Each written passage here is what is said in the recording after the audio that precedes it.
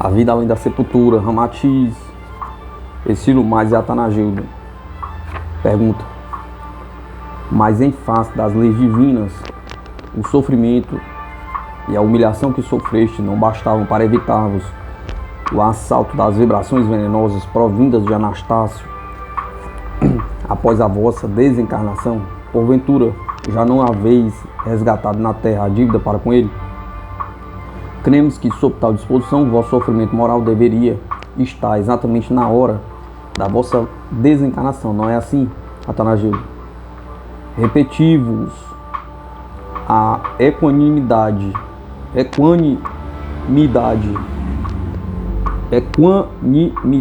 da lei do karma é que marca o resgate do último ceitil de que falou Jesus. Este último ceitil, no meu caso, ainda figurava em débito nas derradeiras vibrações antagônicas ou confrangedoras que eu sofrera ao desencarnar. Só então a lei se dera por satisfeita no reajustamento, porque essa lei eu mesmo é que a havia invocado contra mim. O meu passivo nas relações com Anastácio montava a determinada quantidade de humilhações ou perfídias e a certo tempo de vulnerabilidade magnética receptiva aos seus pensamentos e atos contra o meu espírito. Quando eu desencarnei, graças ao serviço fraterno e humilde prestado a ele e outros, criei alguns fatores para me auxiliar na condição de desencarnado, mas ainda existia um pequeno saldo credor a favor de Anastácio, que assim me colocava sob a sua dependência em matéria de vingança. E como já disse, a sua reação foi contundente. Não sofri maiores consequências da sua toxidez vibratória, porque no fundo de sua alma ele já principiava a sentir remorsos de sua atitude tão insana para comigo. Assim ser-vos fácil compreender que nós mesmos aumentamos ou diminuímos as nossas desditas, porque se houvesse escoraçado Anastácio sobre reações antifraternas, ainda neste momento em que vos dito esta comunicação, eu estarei sofrendo as consequências do seu rancor para comigo. Mas estes dias depois logo cessou e proveitosamente cheguei mais tarde a recepcionar seus pensamentos de arrependimento e desejo de perdão. A lei do karma exige que pagueis centil por centil, ou seja, o total de todas as perturbações que ocasionardes aos outros com a vossa natureza animal inferior. Mas a bondade divina permite que diminuais a quantidade ou a intensidade do mal praticado, desde que trabalheis em favor dos miseráveis, ou então vos sacrifiqueis heroicamente para a melhoria do mesmo mundo em que tenhais contribuído para a perturbação. Tendes a oportunidade de pagamento contínuo da dívida kármica, incessante crédito provindo dos serviços espontâneos de abnegação e amor desinteressados. Há 1000 recursos oferecidos pela vida humana que permitem à alma laboriosa e decidida a reparar os seus delitos no pretérito. Pergunta: então podeis vos considerar isento de dívidas para com esse irmão, sendo-vos permitido prosseguir doravante por outros caminhos distanciados dos da evolução dele, não é assim? Atanagildo: realmente essa é a concepção exata perante a lei de causa e efeito. Aqui já me submeti na liquidação do meu débito para com Anastácio. Cumpriu-se aquilo de que nos avisou Jesus ao prevenir: o que desligares na terra também será desligado no céu. Assim, estou desligado karmicamente aqui do espírito de que me servi de modo irregular, pois o mesmo já se cobrou em parte do seu crédito, fazendo-me suportar a inversão dos atos do passado. A lei, pois, permite que eu continue daqui o meu caminho evolutivo, sem que Anastácio continue a me perturbar. Pergunta: não entendemos bem a vossa explicação. Por que motivo dizeis que Anastácio cobrou-se em parte do seu crédito e nos afirmais ao mesmo tempo que ele já se encontra compensado pela lei? Atanagildo: explico. Em virtude de minha incessante atividade benfeitora no mundo, socorrendo a muitos necessitados, mesmo com sérios agravos para o meu orçamento econômico e para a minha saúde, o total de minha dívida obrigatória para com Anastácia reduziu-se em grande parte, pois foi um serviço espontâneo que prestei ao próximo e que a própria lei sideral registrou como crédito de minha compensação kármica. O acervo de abusos que pude cometer no passado por intermédio da precária moral de Anastácio ficou bastante reduzido na minha última existência em face da cooperação prestada a outros espíritos em provas dolorosas no mundo material.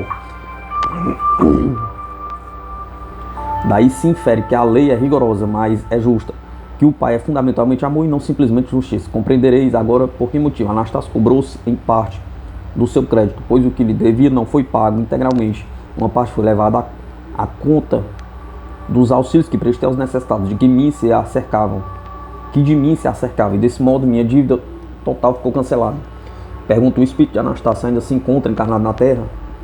Tanagildo: há mais de 3 anos regressou ao além, pois em face de seu drama delituoso, terminou caindo sob o punhal de um sicário, pois em virtude de seus homicídios do pretérito, a lei kármica também o colocou na dependência de possibilidades de morte violenta.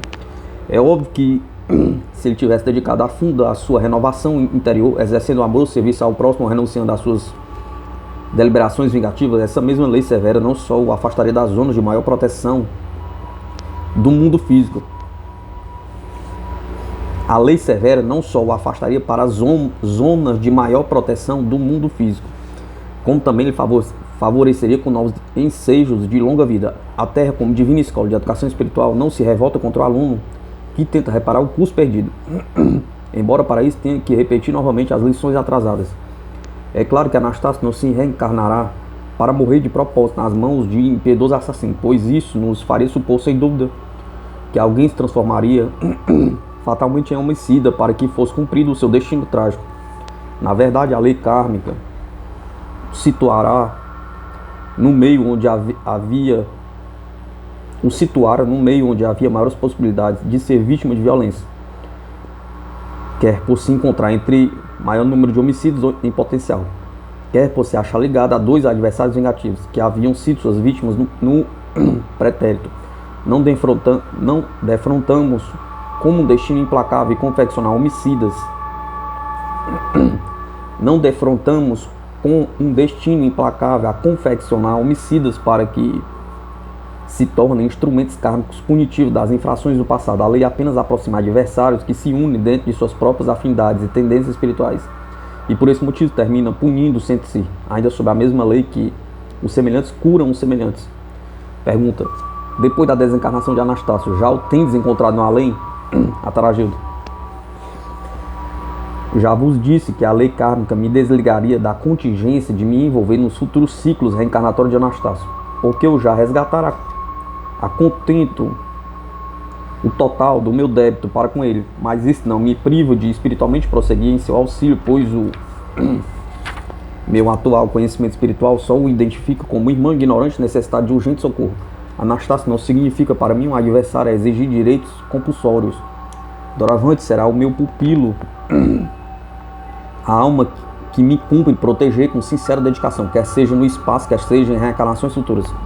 O grau de entendimento e o júbilo indestrutível que a bondade do Criador já concedeu ao meu espírito inspira-me para que essa minha aventura seja empregada em aliviar as angústias de outros necessitados, e principalmente em relação a Anastácio. Isso representa para mim um novo ensejo de trabalho criador, pois Anastácio é um objeto de importância a que me consagrei por longo tempo na senda de minha própria evolução, até consegui-lo transformar num amigo leal, afetuoso e bom.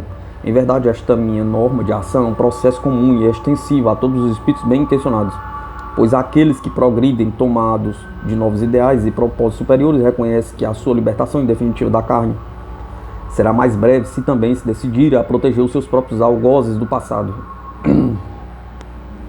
Não se trata de sentimentalismo de almas privilegiadas entre a humanidade sideral. São apenas condições naturais e comprovadas por aqueles que já vos antecederam na viagem para cá. Quantas vítimas de nossa incúria pretérita não se fatigam afanosamente ainda neste momento para nos auxiliar ao ingresso nos ambientes felizes de paz e amor. Na verdade, mudo de azapão de nossa ventura quando nos tornamos criadores de venturas alheias. É a exata comprovação do ensinamento divino de Jesus, quando aconselho que se caminhe mais uma milha a favor do adversário, ou que, depois de exigir do manto, também se dê a túnica.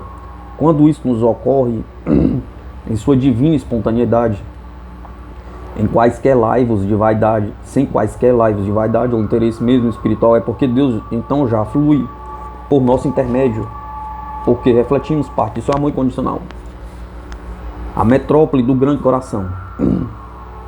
Pergunta: como se denomina a comunidade ou colônia espiritual em que vos encontrais atualmente no mundo astral?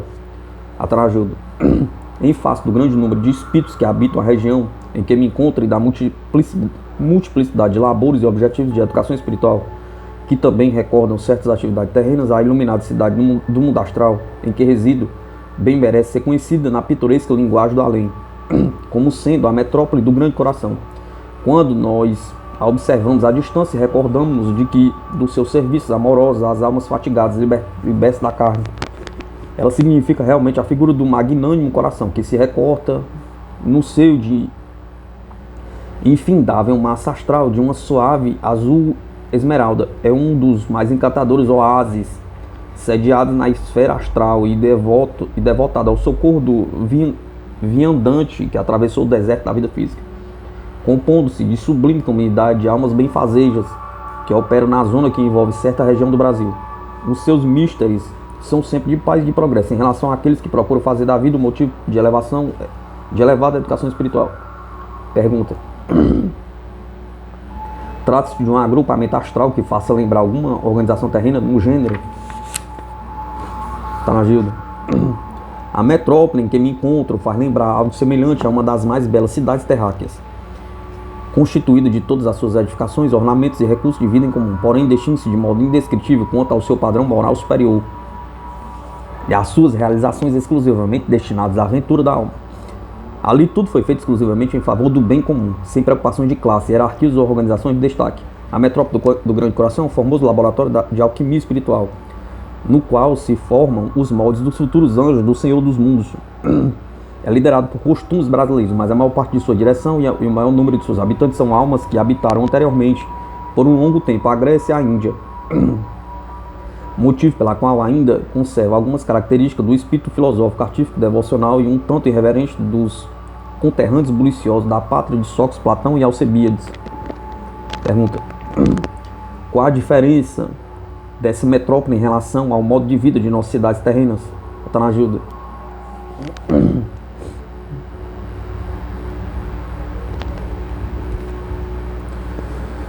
Vejo-me na impossibilidade de fazer uma descrição exata e plenamente satisfatória das vossas indagações minuciosas nesse sentido, pois, embora se trate de uma cidade vagamente parecida com alguma metrópole terrena, a sua constituição foge à regra comum da terra e ao seu sentido de vida, que se desenvolve em diferentes campos vibratórios, regendo-se por uma dinâmica ainda desconhecida aos encarnados. Essas colônias ou metrópoles astrais se agrupam concentricamente em torno do globo terrestre e estão edificadas no mundo interior. Comparando-as com as cidades terrenas, estas parecem cascas grosseiras daquelas. Há certo sentido de transitoriedade nas edificações da região astral em que resido, porque o principal objetivo dessas edificações não é apenas o de agrupar almas, porém, acima de tudo, é o de proporcionar a desejada modificação no caráter de seus moradores. À medida que vão se notando as transformações íntimas dos espíritos nos espíritos dos moradores da nossa metrópole, que tenham sido conseguidos durante as reencarnações, quer nos períodos de liberdade astral, os administradores da metrópole substituem as coisas que estão em relação com os moradores, renovando os padrões familiares e modificando o ambiente, a fim de que essa modificação atenda perfeitamente às reações psíquicas mais avançadas, que então começam a se manifestar. Pergunta: podereis nos dar um exemplo dessas modificações nas situações da vossa metrópole, destinadas a corresponder ao desenvolvimento espiritual dos seus habitantes? Atanagido: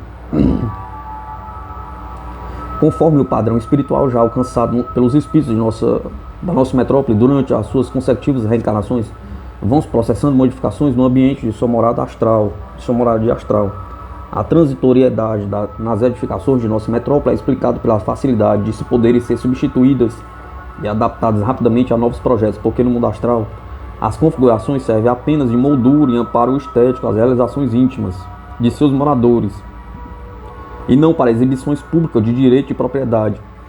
À medida que o espírito vai evoluindo, também se desinteressa gradativamente do imperativo draconiano das formas, despertando-lhe o desejo da aventura espiritual e saturando-se com facilidade do contato exterior. Por isso, as cidades astrais de ordem mais elevada modificam continuamente as suas paisagens e formas, que se tornam rapidamente tediosas ou impotentes para criar novos estímulos evolutivos aos seus moradores.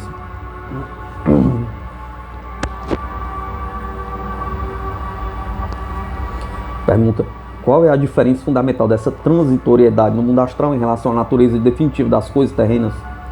Atanagildo: as construções terrenas, bem o disse, são feitas de fato sobre a preocupação de se tornarem coisas definitivas.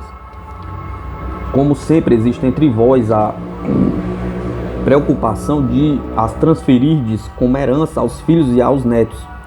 É evidente que os homens levam-nas a efeito, visando a sua solidez granítica, a fim de que se possa resistir por longo tempo e servir a gerações futuras. Os planos e cálculos são elaborados de modo que o dinheiro seja aproveitado em obras de maior duração possível, porque o desejo de lucro e o medo de prejuízo é que realmente comanda a vida humana. E como se torna dificultoso prever com êxito as transformações estéticas e psicológicas que hão de se processar futuramente nos ossos descendentes, construís então coisas que mais atendem ao sentido utilitarista do mundo do que mesmo às necessidades espirituais de seus moradores. Por esse motivo, os padrões do mundo material estão quase sempre em desacordo com a realidade espiritual dos homens. Às vezes eles saltam séculos à frente das criaturas nas suas construções de estilos burlescos.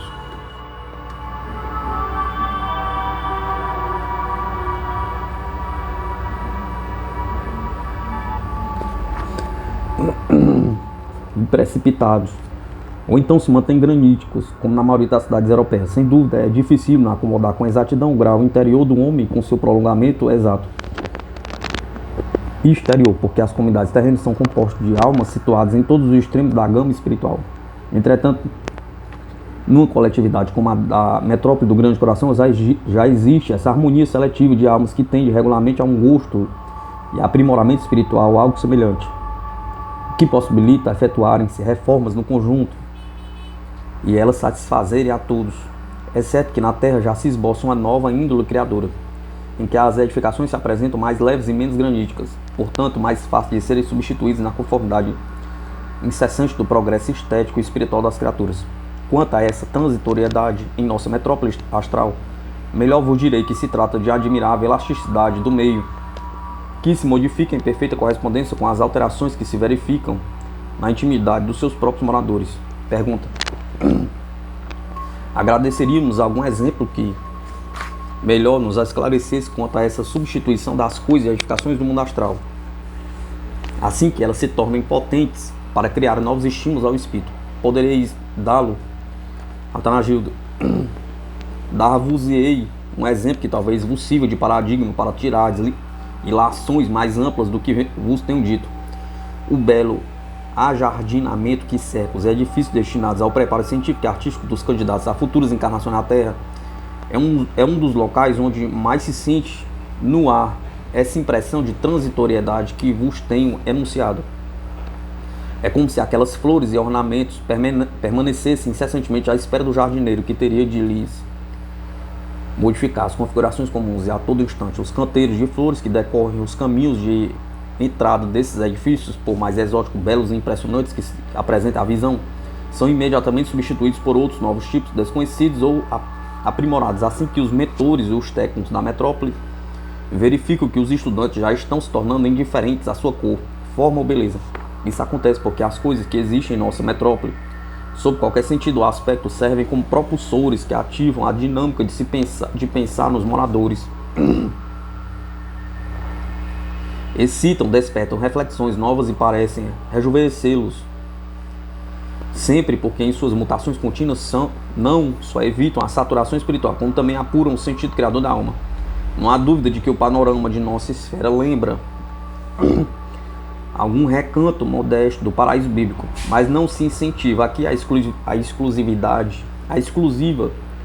contemplatividade, que ainda é sonho de muita alma ociosa, convicta de que Deus criou o mundo e depois ficou embevecida a contemplá-lo. Pergunta: Quanto ao aspecto geral da metrópole do Grande Coração, podemos supô-la semelhante à topografia de uma cidade terrena? Atanagildo, em tudo que se edifica em nossa comunidade, há um sentido estético muito mais aperfeiçoado do que o cultuado na terra, mesmo quando se trata de realizações transitórias. A metrópole do Grande Coração abriga parte de 3 milhões de espíritos desencarnados e todas as edificações, as suas principais atividades situam-se nos extremos da comunidade, formando grupo encantadores. Se fosse possível ter uma visão panorâmica do conjunto metropolitano, então verificarei certas semelhanças com alguma cidade terrena, pois ele se estende sobre imensurável planalto australino, perfeitamente dividido por 7 gigantescas avenidas que partem do centro principal e penetram pelos subúrbios adentro, cujas edificações à distância lembram encantadoras miniaturas de paisagens só entrevistas nos mais poéticos sonhos orientais. O coração da metrópole é formado por gigantesco, magnífico logradouro em forma de heptágono e que, baseando-me nas medidas terrenas, supõe atingir alguns quilômetros quadrados. Trata-se de vastíssimo parque entremeado de bosque, cujos arvoredos de pouca altura facilitam que os raios solares iluminem todos os seus recantos e caminhos, compondo sedutoras clareiras recamadas de areia fina de uma cor creme cintilante. A relva de tons esmeraldinos lembra maravilhoso tapete de grama fulgente. Tudo está matizado de florinhas miúdas, semelhantes a rubis, ametistas, topázes, safiras e turmalinas, que parecem tecidos de luz liquefeita e que, emoldurados por compridos cordões vegetais, formam caprichosos desenhos e compõem longas frases de louvores ao Criador. Da galharia miúda e suavemente colorida por um tom de malva luminoso, pendem ramos em verde claro, cristalinos rendilhados de flores iguais às glinícias e espécies de campainhas vegetais que se movem facilmente sob o impulso leve da brisa, fazendo perpassar uma deliciosa fragrância que em mim sempre evocaram as orquídeas das matas brasileiras.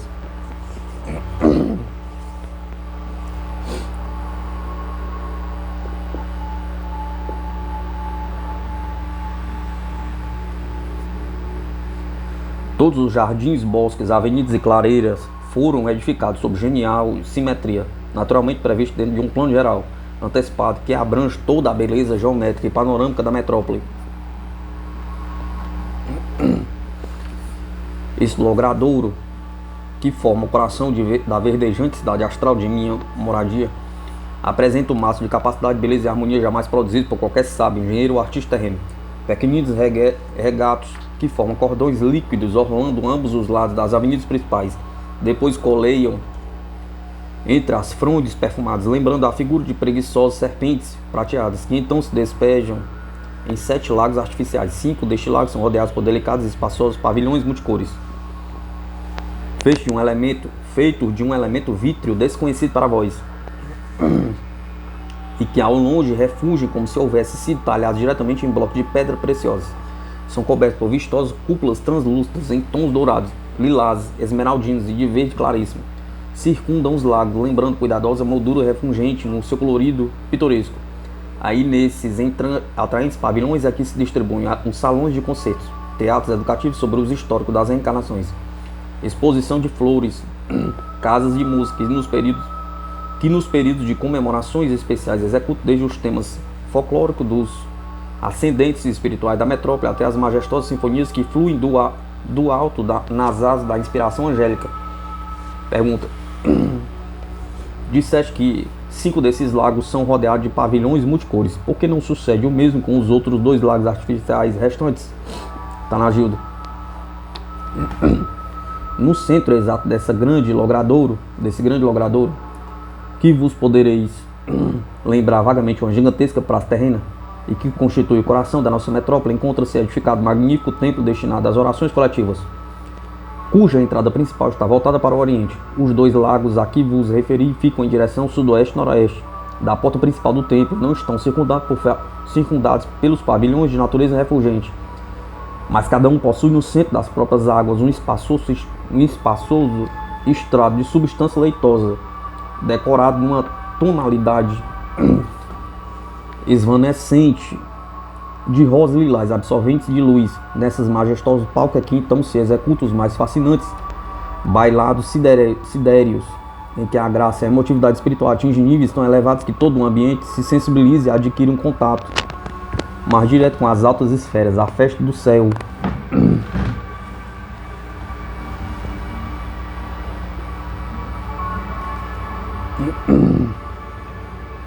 A festa do céu, como é muito conhecido na tradição da metrópole, representa um espetáculo de beleza inenarrável. Em verdade, são as hostes angélicas dos planos superiores que se encarregam de transformar o ambiente feliz e a superfície das águas na mais indescritível e prodigiosa orgia de cores, perfumes, luzes e melodias. Pergunta: extasiamo-nos ante os quadros que tentais projetar em nossas mentes presas à matéria terrena, mas somos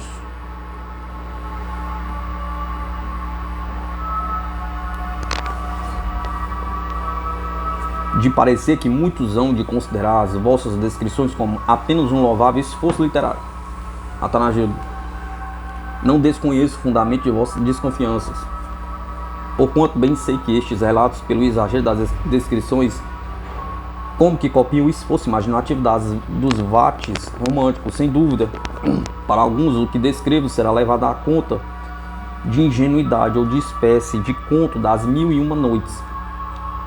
Para adultos, para outros, tudo não passará de simples sofismas bem intencionados, mas improdutivos, porquanto creem que os espíritos desencarnados vivem exclusivamente imersos no sonho abstrato. A verdade é que o mais vasto repertório de palavras humanas ainda é insuficiente para vos transmitir a realidade daquilo que me absolve o espírito diante de maravilhosa visão da metrópole do grande coração, onde comprovo que as mais tenras histórias de fadas não passam de relatos de imaginação paupérrima, destituídos de importância sensata. Quando tento delinear-vos a natureza exata da esfera em que vivo, vem-me a ideia de que estou depositando um punhado de escamas de peixe nas mãos de um cego de nascença, e em seguida lhe exige que, baseando-se apenas nesse punhado de resíduos, configure a forma de uma rosa fascinante, desde a ternura aveludada de suas pétalas, a fragrância de seu perfume e a sedução de sua cor. Resta-me a esperança, entretanto, de que chegará a oportunidade em que os descrentes também aportarão a estas plagas astrais, comprovando pessoalmente a realidade que fuge muito além da capacidade imaginativa de um cérebro humano. É impossível de ser configurado através da mediunidade precária de um homem. Pergunta: muito gostaríamos de ter uma concepção mais viva da vida no além, e por esse motivo desejaríamos que nos desses mais alguns detalhes desses bosques, desses lagos, edifícios, avenidas, etc. Ser-vos-á possível isso? Atanagildo: afora os 2 lagos que possuem os espaçosos palcos circulares no centro de suas águas, os outros 5 também possuem uma pequena e famosa ilha, muito semelhante a um bloco de esmeralda polido, surpreendentemente receptivo às cores que se irradiam à noite, tanto das 7 torres do templo como das estruturas dos pavilhões à margem. Ainda no centro de cada uma dessas 5 ilhas emerge uma torre construída do mesmo material luminescente das ilhas, porém num tom de rosa salmão. A sua base está rodeada de forte vegetação semelhante aos cedros terrenos, podados em forma de degraus, em que, além de compor pitoresca escadaria em torno da torre, lembram perfeitamente um forte punho de vegetação verde escura, segurando-os até seu primeiro terço.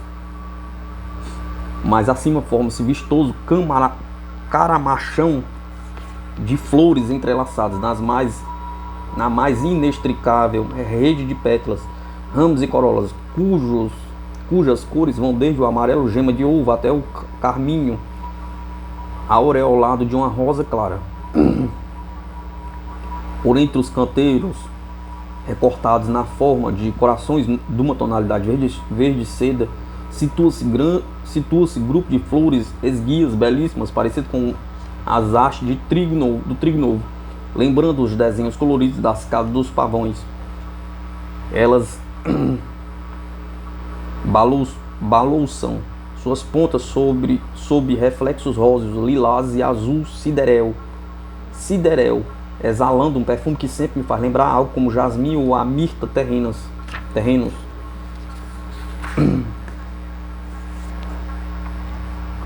Quando a brisa move com suavidade aqueles mantos de flores que flutuam em torno das torres, acima de suas escadarias verdejantes,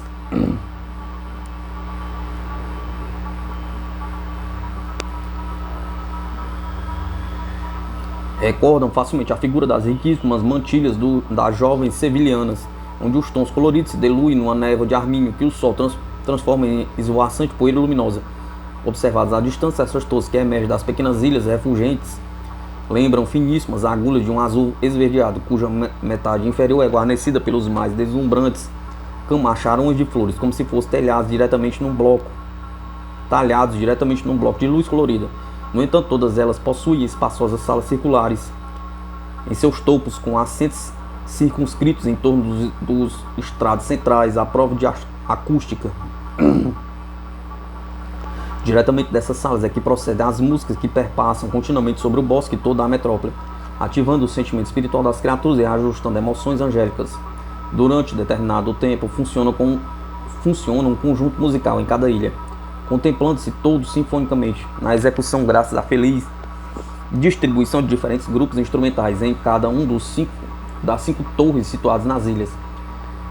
Em épocas festivas, como na da Festa do Céu, as composições do alto casam-se à orquestração da metrópole. Na mais paradisíaca simbiose de sons para revelar aos seus moradores novas combinações de melodias e criações sinfônicas tão excelsas, que são capazes de extasiar os espíritos mais rudes. Determinados aparelhos que, na falta de um vocabulário apropriado, prefiro denominar de televisores de projeção, realmente projetam na própria atmosfera astral que circunda as ilhas e com inexplicável reflexão musical dos palcos luminescentes nas ilhas restantes, os quadros emotivos e as inspirações angélicas que se afinam aos padrões melodiosos em curso. No seio dos bosques encantadores libertos de detritos ou perigos, inúmeras fontes de água colorida disseminam-se por entre as árvores que brotam nos prados da grama tão suave como fios de nylon refulgentes. Todas essas fontes singularizam-se pela feliz combinação do jorro de água, mesclados de luz e som, produzindo certas frases melodiosas em períodos determinados. Algumas vezes a melodia recorda o vigor apaixonado que só pode ser transmitido pela harmonia e sonoridade grave do violoncelo terreno. Doutra feita, a ansiedade e a ternura espiritual que exprime só poderiam ser transmitidos pelas cordas sensíveis do violino. Há momentos em que, pela disposição de algum mecanismo interior, sincronizam-se trechos buliciosos, lembrando a expressão melodiosa dos órgãos das catedrais em a ligeira das músicas de ritmos breves e sincopados. Pergunta: supondo que nos pudéssemos contemplar a metrópole grande coração usando de uma aeronave terrestre, qual seria, por hipótese, o panorama que então vislumbraríamos do alto? Tanagildo. Quando eu me sirvo da volitação para ingressar na atmosfera terrestre, então, para me afastar em visita a outras comunidades astrais, a metrópole surge à minha visão a semelhante de precioso trabalho de ourivesaria, talhado diretamente num bloco diamantífero, pois as edificações lembram delicados enfeites de cristal e porcelana, inundadas de um azul celeste de suave luminosidade. Então eu me deixo levar pela imaginação, configurando a metrópole igual a um estojo diáfano, luminescente, com essas caixas de celofante. Como essas caixas de celofante que muito usam as floriculturas da terra, quando lhes vemos as flores na transparência do papel acentinado. Apesar de os contornos geométricos serem em forma de um heptágono, tudo faz lembrar na metrópole um amoroso coração de luz evanescente, suspensa na massa astralina. Trata-se de maravilhoso espetáculo impossível de vos descrever com os recursos limitados na linguagem humana. É um cenário de fadas pendentes no espaço e atado por 7 fitas de luzes coloridas que jorram das 7 torres do templo e depois se enlaçam no alto em torno de um facho de luz amarelo dourado que se abre no céu à altura do templo religioso. O conjunto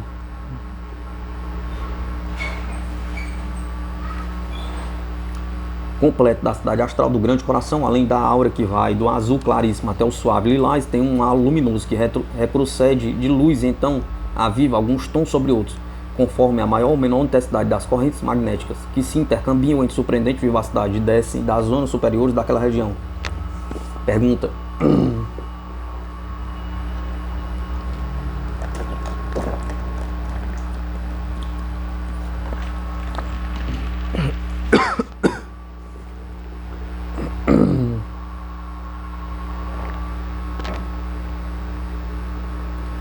A denominação de metrópole do grande coração foi lhe dado por causa da semelhança com o coração quando vista à distância. Atanagildo.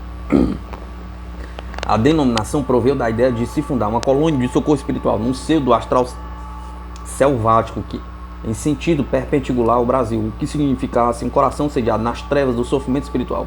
No entanto, a sua configuração geográfica, se assim possa exprimir, fundamenta-se na forma de um heptágono, como disse atrás, ou seja, um polígono de 7 lados, cujas formas geométricas regem a harmonia e a edificação de toda a metrópole. O próprio templo, que é a aferição central da comunidade, foi edificado com a exigência de 7 torres, que também se afinam a medidas heptagonais da cidade. Da antiga denominação de Pequeno Coração, que ficou popularizada entre os primeiros povoadores, passou a se tornar conhecido como a metrópole do Grande Coração. Assim que o agrupamento foi crescendo, se tornando uma coletividade de maiores responsabilidades espiritualistas, mais tarde, graças à capacidade e ao espírito sacrificial dos seus moradores, mereceu a inspeção de elevados espíritos sediados nos planos superiores, os quais não só louvaram os trabalhos da comunidade, como ainda ligaram diretamente ao departamento angélico, responsável pela evolução espiritual do Brasil, que se filia, consequentemente, a hierarquia diretora da América do Sul.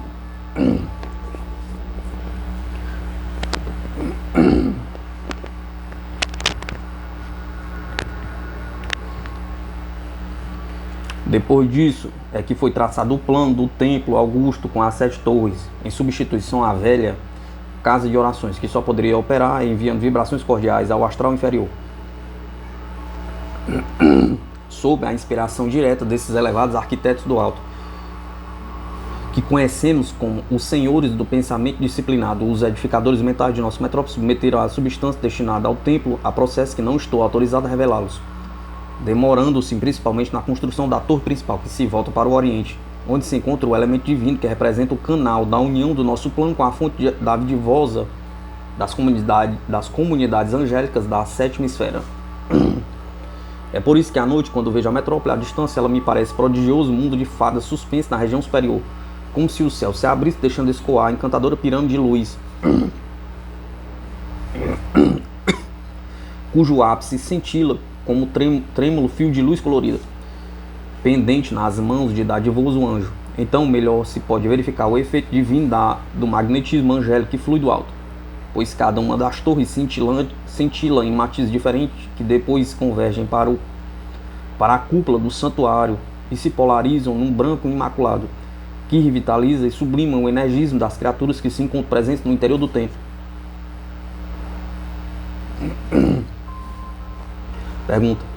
Embora estejamos gratos pelo vosso esforço em descrever-vos a vossa moradia espiritual, gostaríamos que nos explicasse melhor essa relação que existe entre os espíritos e as coisas do mundo astral, a que vos referiste antes. Atanagildo.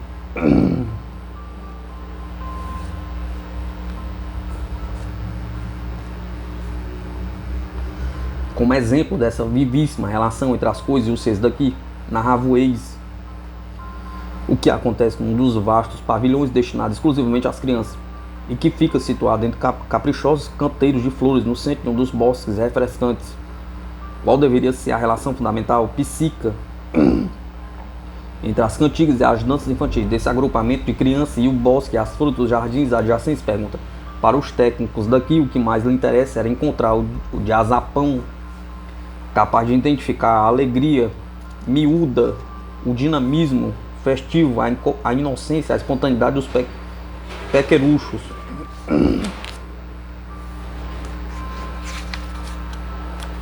Então, para estabelecer esse laço psíquico ou diazapão espiritual, os responsáveis organizaram um cenário de acordo com as manifestações psicológicas das crianças, que não deveis confundir com os tradicionais ambientes infantis muito comuns na Terra.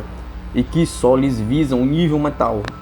Tudo aqui se ajusta no diazapão emotivo, mental e espiritual dos pequeninos. As flores dos canteiros são miúdas, alacres, movem-se face e garridamente sob a brisa mais suave. Os arbustos em torno também são pequenos, farfalham facilmente, exalam um perfume que lembra a fragrância das roupas da criança sadia, limpa e perfumada. Para que as crianças não se divirtam junto a um lago sereno, amplo, mas impróprio, porque tem um aspecto grave das coisas adultas, não se afinando ao toque bulicioso infantil. Existem em torno dos mesmos lagos pequeninos regatos que saltitam de pedra em pedra, leves e espontâneos, lançando sons agudos e cristalinos que se casam admiravelmente às exclamações ruidosas da petizada.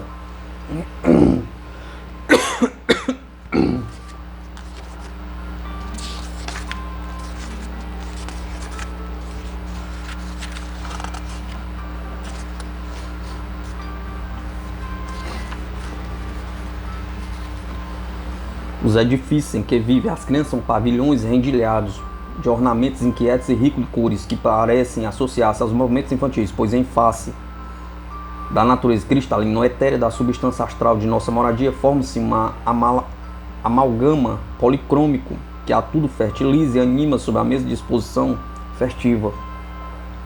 A irradiação dos regatos casa-se no ar de travessura dos arvoredos buliciosos e a policromia das flores aviva-se então a figura central do pavilhão. E os jatos de luz colorida convergem para os bustos dos pequeninos, que na fartura dessas cores luminescentes entregam-se às mais encantadoras cirandas do mundo espiritual. Pergunta: querer dizer que as coisas que cercam as crianças nesse ambiente astral são dotadas de uma vida própria, não é assim? Atanagildo: embora não vos seja compreensível esse fenômeno, por ser próprio das nossas condições vibratórias, os cenários e as coisas que as compõem tornam-se essencialmente comunicativos aos brinquedos e ao júbilo das crianças, pois as cores se avivam ou se acautelam, os sons se aguçam ou se aquietam, refletindo na magia dos fluidos astrais das próprias emoções e a traquinagem da petizada. Eu mesmo não tardei em aprender a ler naquela linguagem de cores, luzes e sons em admirável efervescência, toda a gama de emoções que vai pela alma infantil. Sob essa mesma disposição vibratória, segue-se outros tipos de relações psíquicas, de psicologia espiritual, em perfeita sintonia com os demais setores da educação, trabalho, diversão e devoção na metrópole do Grande Coração. Em nossa esfera, como já vos tenho relatado, todas as coisas são profundamente afetadas pelos pensamentos das criaturas, que regem entre si como verdadeiros prolongamentos vivos das mesmas. Insisto em dizer-vos mais uma vez que o nosso mundo astral não é cenário ilusório, porém muito mais real do que o mundo físico. É perfeitamente tangível, apesar de seu altíssimo diapasão vibratório, que vai além dos vossos sentidos físicos e dos raciocínios humanos. O meu astral sempre reage com veemência e prontidão a qualquer gama vibratória do nosso perispírito. Podemos ater-nos a faixas vibratórias tão altas quanto seja o impulso de vossa vontade e a capacidade de nossa mente, já purificada pela influência benéfica do coração. Afirma a ciência terrena que o som, a luz, a cor e o perfume são apenas modificações vibratórias de um mesmo elemento fundamental, o éter cósmico. O problema está, pois, em se captar cada tipo de modulação apropriada à capacidade receptiva do corpo humano. E por isso as criaturas são obrigadas a sintonizar em cada faixa vibratória um sentido físico correspondente. Assim é que o som não será audível se faltar a perfeição dos ouvidos, e a luz ou a cor não terão significação alguma se faltar a vista. É necessário que haja sempre um órgão dotado de possibilidade sensorial para que a criatura possa dar conta do fenômeno, pois conforme explica a vossa própria ciência, embora de posse dos ouvidos e dos olhos carnais, nem todas as criaturas ouvem e veem com a mesma intensidade, visto que a sua receptividade varia tanto de acordo com o estado de saúde e a idade, quanto pela perfeição desses mesmos sentidos. No entanto, o som, a luz ou a cor continuou sempre na mesma modulação natural, em suas faixas vibratórias originais, embora se alterem os sentidos que os recepcionam para o conhecimento humano.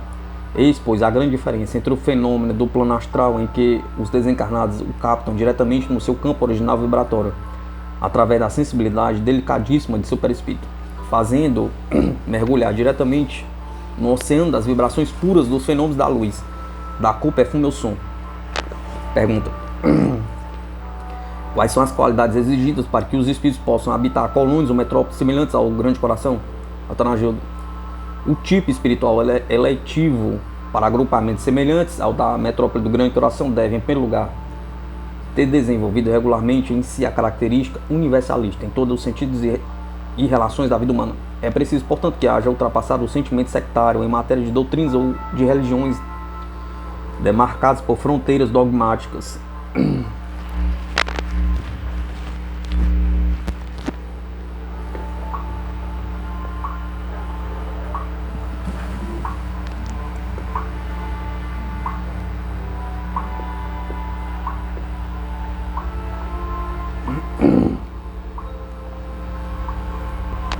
Dogmáticas e isolacionistas. Deve sentir na sua intimidade espiritual a essência que palpita no seio de todas as coisas, irmã no ideal de todos os seres, em lugar dos acessórios enganadores do mundo provisório da carne.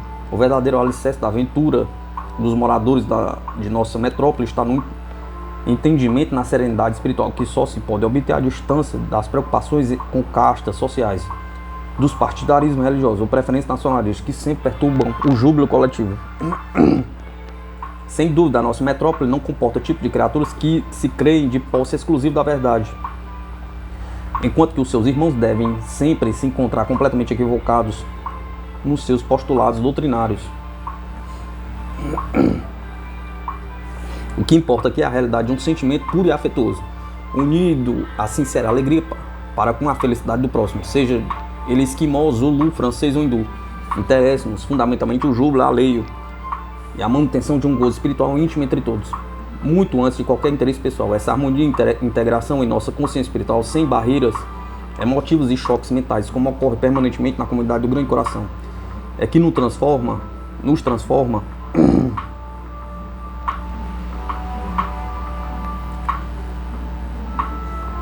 em uma só alma, a representar todos os moradores do mesmo diapasão de ventura espiritual. Pergunta: quando ainda vos encontráveis reencarnados, já gozáveis algo de vosso bem-estar espiritual? Atanagildo: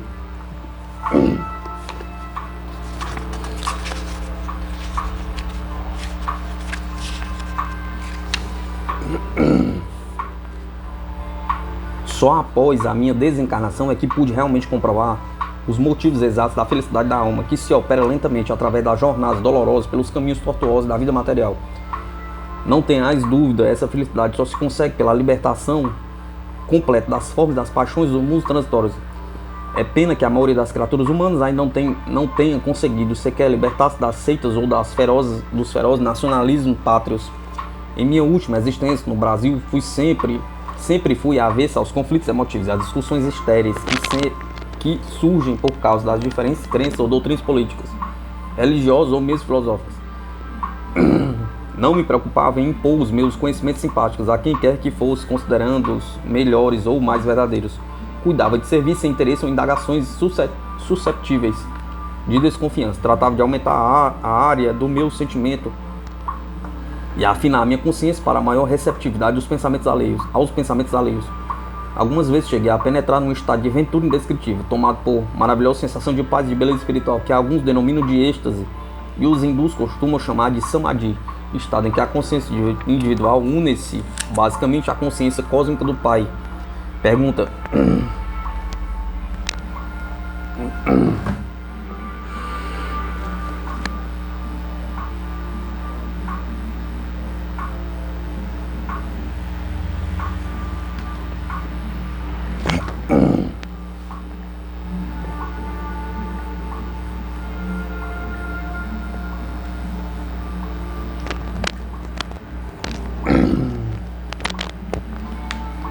como poderíamos avaliar o estado espiritual necessário para se poder habitar a metrópole em que resides? Atanagildo: embora os 3 milhões de espíritos que, sob a jurisdição de nossa comunidade, permanecem no palco astral e na terra, não revele o padrão espiritual estritamente exigido para sua integração à mesma. Esse estado espiritual revela-se pela tendência em se libertarem dos formalismos, dos preconceitos, das convenções ou seitas do mundo, como há pouco expliquei. Eis a razão porque as almas terrenas, demasiadamente conservadoras ou sentimentalistas, muito apaixonadas pelo melodrama das convenções humanas, que se compungem aflitivamente por uma nódoa da sua árvore genealógica, viciadas fanaticamente aos objetos e às coisas materiais, apegadas ferozmente às tradições, às etiquetas, o preconceito tolo do mundo material, ainda não pode se manter em equilíbrio e harmonia num agrupamento de qualidade libertadora, que é a metrópole do grande coração. Em nossa moradia astral não consegue permanecer aqueles que envergam traje a rigor, até para colher ovos de galinhas. Tais espíritos não tardariam em quebrar o ritmo, a espontaneidade e a simplicidade, o encanto espiritual que domina desafogadamente os seus moradores em face de sua escravidão ao pretérito e ante as saudações e ante a saudade das tradições e o brilho efêmero da vida terrena. O saudosismo doentio dessas almas que se compungem exageradamente pelas suas próprias tricas emotivas do passado terminaria associando ao nosso ambiente os velhos sofrimentos e as insatisfações da vida terrena, pois o espírito reflete no meio astral em que vive a natureza exata dos seus pensamentos otimistas ou compungidos. Aqui na metrópole do grande coração, o tom espiritual é inimigo daqueles que rendem demasiado culto às futilidades terrenas, que passam pelo mundo devorando compêndio de etiquetas submetidas a exaustivos e rituais e regras sisudas até para palpitar um dente, para palitar um dente. É infenso também aqueles que, em lugar de se dedicarem à leitura espiritual e se interessarem pelo problema de que somos, do que somos, de onde viemos e para onde vamos, preferem se entregar completamente à indigestão cerebral da leitura de volumosos romances de aventuras que distraem e matam o tempo, mas não solucionam os problemas fundamentais do espírito. Enquanto as criaturas idealistas e operosas se interessam pela sua verdadeira felicidade na aquisição dos bens definitivos do espírito superior, as conservadoras se afundam no classismo do mundo provisório da matéria, fixando-se nas tradições mortas do tempo passado e se retardam em ajustar-se às fileiras dos famintos de luz espiritual. Então integram-se à caravana triste e animalesca daquelas cujas realizações mais altas se resumem apenas no culto às tradições e aos bens da terra, sentindo-se incapazes de esparjar a poeira tradicional, que ainda lhe obscurece um entendimento exato da imortalidade da alma. Pergunta: as condições de vida nas colônias ou cidades do além podem ser consideradas como estados celestiais tão desejados pelos seres humanos? Atanagildo.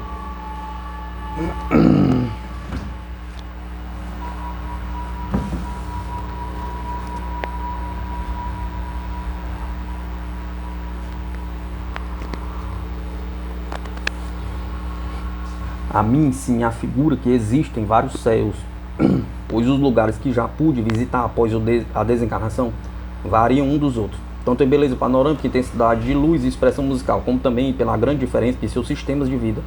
Entretanto, ainda não encontrei o tradicional paraíso bíblico, onde criaturas ociosas viveriam em eterna contemplatividade, como ensinam certas religiões oficiais da Terra. Nas altas esferas vislumbrei sempre o trabalho incessante dos espíritos de alta hierarquia, que se movem afanosamente com a divina intenção de melhorar as condições espirituais dos desencarnados e reencarnados. Observei-lhe um gozo santificado em tudo o que fazem por nós e notei que a sua maior ventura espiritual provém de usar o poder criador do espírito para insuflar energias aos planos inferiores sob a inspiração interior de Deus.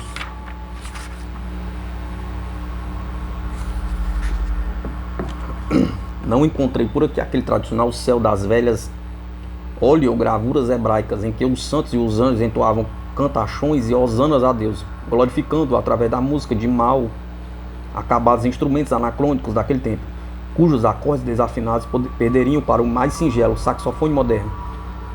Esses céus que circundam os globos físicos, quanto mais se distanciam da crosta dos mundos planetários e parecem se estender interiormente em todos os sentidos, tanto mais se revelam repletos de alegria, paz e amor. Jesus realmente tinha razão quando conceitou quando o céu é dos humildes e mansos de coração, pois à medida que o espírito se eleva em sabedoria cósmica e bondade angélica, vai se tornando mais jovial, espontâneo e liberto de quaisquer formalismos, tão comunicativo e alegre como as próprias crianças, como os quais o mestre comparou àqueles que que querem gozar o reino dos céus. Pergunta: essas colônias e metrópoles que descreveis substituem então a velha ideia que fazíamos do céu, a nós inculcado pelas religiões ortodoxas. Atanagildo: até o presente momento, as religiões dogmáticas terrenas não têm passado de improfícuas fábricas de crianças mentais que partem da crosta terrestre completamente aterrorizadas pela ideia de um inferno dantesco, ou então suspirando por um céu onde presume viver em eterna preguiça mental. O reino divino e o céu que tanto desejamos, nós o encontramos dentro de nossos próprios espíritos, embora as religiões formalísticas ainda insistam em perturbar os raciocínios humanos, inculcando-vos falsas concepções de Deus, da vida espiritual do além.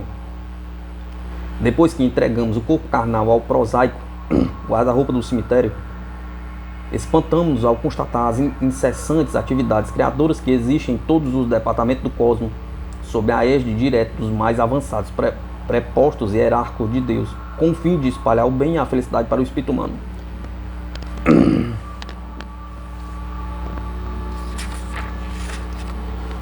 Confrage-nos demasiadamente a vaidade, o ridículo do homem ao ousar sacerdotalmente estabelecer dogmas e impor decisões infalíveis, pretendendo asfixiar a realidade cósmica nas acanhadas prisões por raciocínios levianos.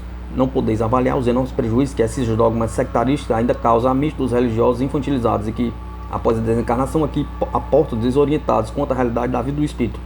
Pintam-se-lhes na mente as mais tremendas decepções quando deparam com um cenário de trabalho e de responsabilidade comum dos espíritos, em lugar do paraíso das rabecas guinchantes e das ladainhas quilométricas. Muitos se afobam, pensando que já se encontram no limiar do terrível inferno que lhes haviam ensinado na terra, e a voz sentenciosa e convencida dos seus sacerdotes ainda condicionam as lendas do velho paganismo. A imprudente concepção de que o panorama celestial é absolutamente diverso de qualquer coisa que lembre a vida humana, ou de que se trata de um lugar de exclusiva beatitude e ociosidade espiritual, cria indescritíveis desilusões às almas recém-desencarnadas. Elas se espantam ante as figuras despretensiosas dos verdadeiros santos, que se movem em socorro dos espíritos infelizes atolados nos pântanos do astral inferior.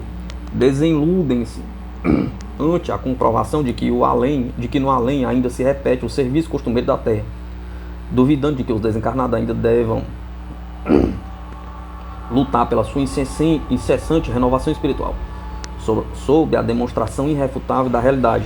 No além-túmulo extinguem-se então todos os falsos raciocínios trazidos do seio dos templos luxuosos da terra, através da palavra eloquente dos instrutores religiosos, que se conservam tão ignorantes do destino da alma quanto seus próprios fiéis. Pergunta: diante de vossas considerações, alguém há de pensar que estáis censurando os postulados religiosos do catolicismo e do protestantismo, embora tenhais afirmado que devas acatar toda a experiência religiosa alheia, não é verdade?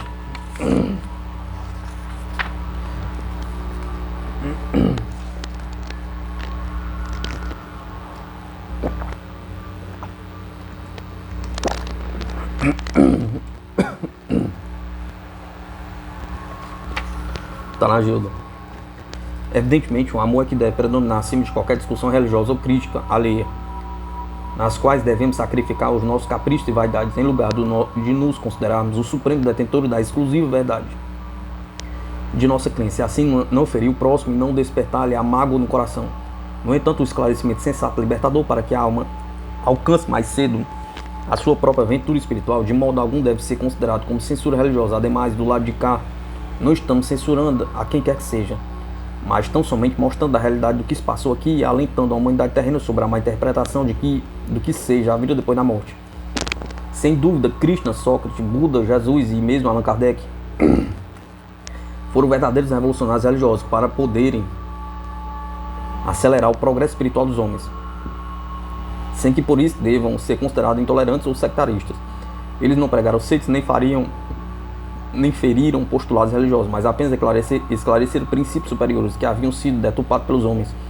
As seitas e os divisionismos são consequências diretas da ignorância humana, ainda presa à ideia doentia de que há separação da essência espiritual do Criador. A Igreja Romana e o protestantismo em geral tornar-se-ia um movimento de alta educação espiritual, nas quais podereis confiar incondicionalmente, bastando para isso que não repudiassem a lei da reencarnação, o processo justiceiro da lei do karma e a revelação progressiva dos desencarnados, em lugar de advogar a infalibilidade da gênese bíblica, a ideia do paraíso como sucursal de religiões oficiais, o inferno e o diabo eternos.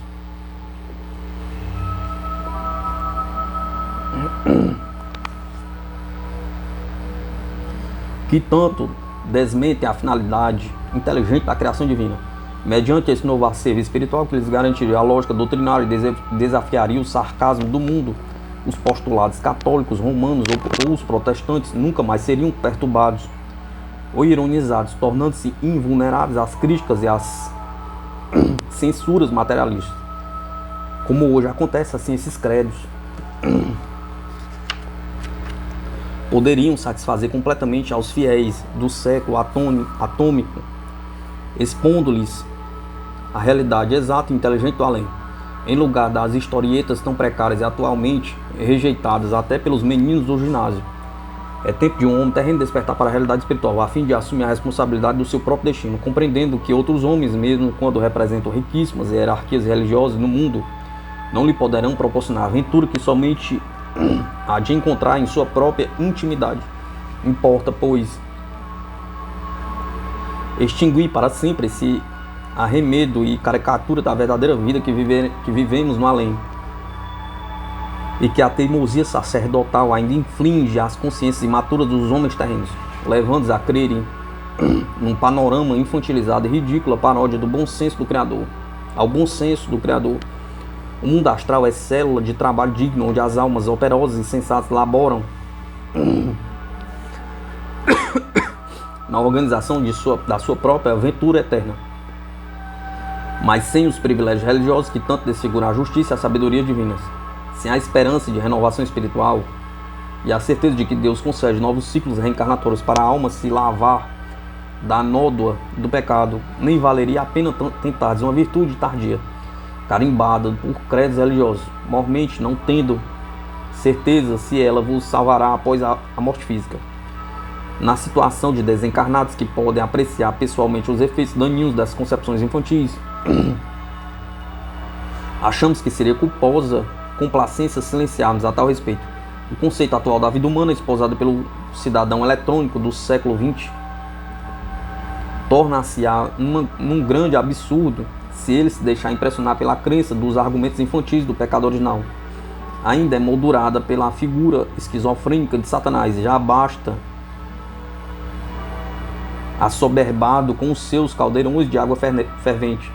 A inteligência terrena já devia compreender com clareza que é mais lógico e sensato pensar na evolução do espírito por meio de suas próprias experiências e atividades espirituais que fazem parte de um plano criado por Deus, que crê em absurdos e ridículos privilégios na Terra por uma corte de homens isolados da vida comum. Os abismos e os charcos infernais que tenham visitado nada mais são do que caldos de cultura astral, onde as almas enegrecidas purgam e decantam as suas impurezas absorvidas na invigilância da vida terrena. Ali elas exercem a profilaxia de si mesmas, para mais tarde envergarem a túnica nupcial da tradição evangélica, a fim de também participarem do eterno banquete presidido pelo Senhor dos Mundos. A vida além da sepultura, Ramatiz, Atanagildo, esse demais.